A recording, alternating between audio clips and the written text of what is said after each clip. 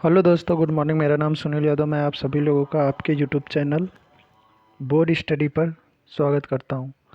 आज हम static GK कर लें। यह हिस्ट्री का एक महत्वपूर्ण टॉपिक है जिसका नाम है बौद्ध धर्म।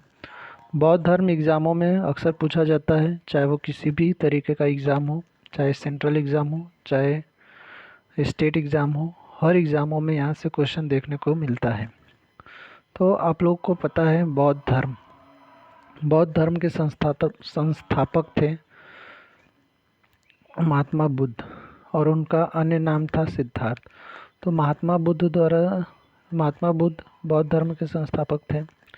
तो आइए एक एक करके बौद्ध धर्म के बारे में जानते हैं, जो एग्ज़ाम में पूछे जाते हैं, जो एग्ज़ाम के पॉइंट ऑफ व्यू से भी महत्वपूर्ण है। तो पहले इसमें धर्म चक्र प्रवर्तन के बारे में लिख दिया गया है, लेकिन ठीक है, यहीं से पढ़ लेते क्या है। धर्म चक्र प्रवर्तन का मतलब क्या होता है? पहली बात तो धर्म चक्र प्रवर्तन महात्मा बुद्ध ने कहा कि सबसे पहले उपदेश जिसको दिए थे वहाँ वो स्थान का नाम था सारनाथ।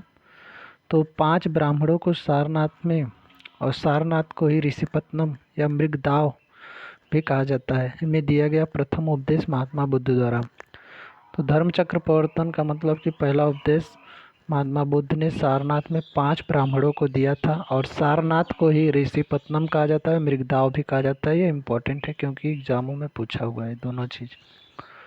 तो अब आते हैं उनके पर्सनल लाइफ के बारे में जानते हैं महात्मा बुद्ध जी की। तो पहली बात तो महात्मा बुद्ध जी का जन्म हुआ था 563 ईसा पूर्व लुम्बिनी में हुआ था। 563 ईसा पूर्व में लुम्बिनी में हुआ था, और उनका अन्य नाम था जो सिद्धार्थ, और माता का नाम था महामाया, जो कि कोलीय वंश की थी, और पिता सुद्धोधन जो कि शाक्य वंश के थे। ये वाक्य नहीं है, ये शाक्य शाक्य वंश के थे।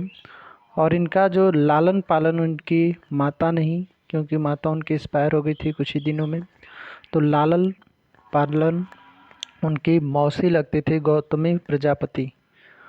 क्योंकि कोई अगर बौद्ध धर्म अपनाने वाली पहली महिला कोई था तो वो उनकी मौसी ही थी, गौतमी प्रजापति। और इनका विवाह हुआ था 16 वर्ष की आयु में, इनका विवाह कर दिया गया था, और पत्नी का नाम था यशोधरा, जो कि शाक्य वंश की ही ये भी थी। और एक पुत्र उनको हुआ था जिनका नाम था राहुल। और गौतम बुद्ध ने किसी वो तो गौतम बुद्ध जी राजा के पुत्र थे, लेकिन कुछ ऐसे जीवन में उनकी घटना घटी जिसकी वजह से उन्होंने घर त्यागने की जो है कि घर त्यागना चाहा, और 29 वर्ष की आयु में उन्होंने अपना घर त्याग दिया। और घर त्यागने के 6 साल बाद लगभग उनको ज्ञान की प्राप्ति हुई, जो कि एक पीपल वृक्ष के नीचे ज्ञान की प्राप्ति हुई। और एक नोट है इनसे संबंधित। जब 35 वर्ष की अवस्था में शाक्य पूर्णिमा की रात्रि पीपल के वृक्ष के नीचे ज्ञान की प्राप्ति हुई। ये इम्पोर्टेंट है क्योंकि ये शाक्य पूर्णिमा जो है इससे पूछा गया है एग्ज़ाम में। ठीक है, तो अगला है महत्वपूर्ण तथ्य। इन्हीं से संबंधित महत्वपूर्ण तथ्य है। नोट: बुद्ध के बैरागी होने के लिए उत्तरदायी। बुद्ध जी जब अपना घर त्यागने के लिए सबसे ज़्यादा जो 4 देश से प्रेरित किया था उसका क्रम पूछा जाता है और इम्पोर्टेंट है। तो उसका क्रम इस प्रकार है। पहला, उन्होंने जब घर छोड़ा और घर से कभी बाहर निकले थे घूमने के लिए, तो उन्होंने देखा कि पहला तो वृद्ध व्यक्ति, बूढ़ा व्यक्ति, दूसरे आगे गए तो देखे बीमार व्यक्ति, और आगे गए तो देखे मृतक शव, और जब लास्ट और आगे गए तो प्रसन्नचित्त सन्यासी को देखें। योग जमाते हुए कोई सन्यासी बैठ के अपना तपस्या कर रहा था, उसे देखें। और जो घोड़ा चलाने वाला उनका सारथी था उससे पूछा कि ये सब क्या है, क्योंकि राजा के पुत्र थे तो महल में अधिकांश रहते थे, बाहर ज़्यादा निकलते नहीं थे, तो ये सब देखते नहीं थे। और उनके पिता जो थे उन्होंने जब इनका जन्म हुआ था तो इनका हाथ दिखवाए थे, इनकी कुंडली, तो उसमें लिखा हुआ था कि ये बहुत बड़ा आदमी बनेगा, या तो राजा भी बन सकता है या बहुत बड़ा सेवक। तो इस डर के वजह से जो इनके पिताजी थे उनको बाहर ज़्यादा जाने नहीं देते थे। वो नहीं चाहते थे कि इनका एक ही बेटा है जो कि समाज सेवा के लिए बने। ठीक है, तो गृह त्याग के बाद सर्वप्रथम मुलाकात किससे हुई थी? गृह त्यागने के बाद सबसे पहले जो मुलाकात हुई थी अलार कलाम के साथ। अलार कलाम से इनकी मुलाकात हुई थी, और अलार्म कलाम जो है वो जो है साख्य दर्शन के आचार्य थे, बहुत बड़े आचार्य थे, उस साख्य दर्शन के आचार्य थे। और कहाँ पे इनकी मुलाकात हुई थी ये भी क्वेश्चन पूछा जाता है। वैशाली के समीप एकदम हुई थी। राजगृह के निकट एक लोग और उनसे मिले, रुद्र, ये रुद्र रामपुत्र से मुलाकात हुई थी। ये रुद्रट नहीं है भैया, ये रुद्रक है, रुद्रक रामपुत्र से मुलाकात हुई थी। और इनके ये इम्पोर्टेंट है, 3 रत्न थे बौद्ध धर्म के। त्रिरत्न का क्या मतलब है? बुद्ध, धम्म, संघ। ये हमेशा क्वेश्चन में पूछा जाता है, बुद्ध, धम्म, संघ। बौद्ध धर्म के 3 रत्न हमेशा क्वेश्चन में पूछा जाता है। ठीक है, अगला है महात्मा बुद्ध से संबंधित महत्वपूर्ण तथ्य। महात्मा बुद्ध से संबंधित महत्वपूर्ण तथ्य। 4 आर्य सत्य थे, इनसे संबंधित इनके 4 आर्य सत्य थे, जिससे दुख कहा गया, फिर दुख समुदाय कहा गया, दुख निरोध कहा गया, और दुख निरोध गामिनी प्रतिपाद कहा गया। ये चारों इनके आर्य सत्य थे जो एग्ज़ामों में बार बार पूछा जाता है। ये एसएससी के एग्ज़ाम में हमेशा पूछा गया क्वेश्चन है। सर्वाधिक प्रचार कहाँ किए थे? तो सर्वाधिक प्रचार कौशल में किए थे। कौशल कहाँ है? श्रावस्ती। अंतिम समय उन्होंने बिताया जो था वो वैशाली में बिताया था, और अंतिम ऋतु भी वैशाली में ही बिताया था, और अंतिम उपदेश सुबुद्ध को दिया था।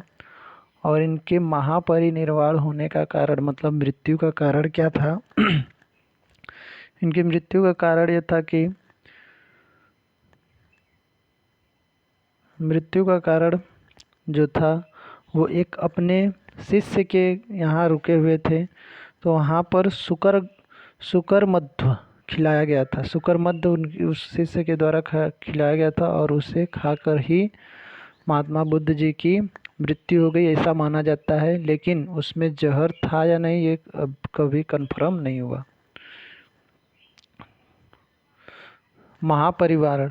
महापरिनिर्वाण कुशीनगर में 80 वर्ष की अवस्था में, 80 वर्ष की आयु में इनका देहांत हुआ, जो कि एक बहुत प्रतापी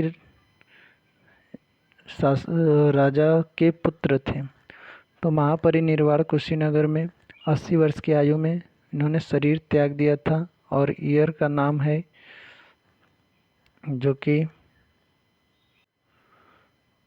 483 ईसा पूर्व में इनका देहांत हो गया था। और कुछ घटना और उनके से संबंधित प्रतीक चिन्ह है बौद्ध धर्म के। ये जैन धर्म में भी है, जैन धर्म भी हम लोग कल पढ़ेंगे। ठीक है, तो उनके जन्म से संबंधित प्रतीक चिन्ह क्या है? कमल एवं सांड, कमल एवं सांड, ये इनके प्रतीक चिन्ह। गृह त्याग से संबंधित घोड़ा, ज्ञान से संबंधित पीपल वृक्ष, बोधि वृक्ष जिसे कहा गया था, निवाड़ पद चिन्ह, और मृत्यु स्तूप। ठीक है, तो स्तूप का अर्थ क्या होता है आप लोग हमें बताएं। स्तूप का अर्थ होता है कि मृतक की चुनी हुई अस्थियों को रखने का स्थान स्तूप होता है। मृतक की चुनी हुई अस्थियों को रखने का स्थान ही स्तूप कहलाता है। और एक शब्द और है बौद्ध धर्म में, विहार, विहार, ये शब्द है विहार। इसका भी अर्थ बार बार पूछा गया है एग्जामों में। विहार का मतलब भिक्षुओं का आवास होता है। विहार का मतलब भिक्षुओं का आवास होता है। और एक शब्द और हमेशा पूछा जाता है, चैत्य। चैत्य का अर्थ क्या होता है? चैत्य का अर्थ होता है महापुरुषों के धातु अवशेष सुरक्षित रखने वाली समाधि। महापुरुषों के धातु अवशेष सुरक्षित रखने वाले समाधि, ये इम्पोर्टेंट था इसलिए मैंने आप लोगों को बताया। अभी इम्पोर्टेंट ये भी है कि 4 बौद्ध संगतियाँ हुई थी, 4 बौद्ध संगतियाँ भी हुई थी।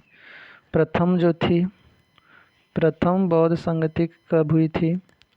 483 ईसा पूर्व में, जब गौतम बुद्ध जी की मृत्यु हुई थी तभी पहले ही हुई थी। और स्थान था राजगिरी स्थान था। और उस समय के शासक थे अजातशत्रु। बहुत इम्पोर्टेंट है ये डेट, अजातशत्रु।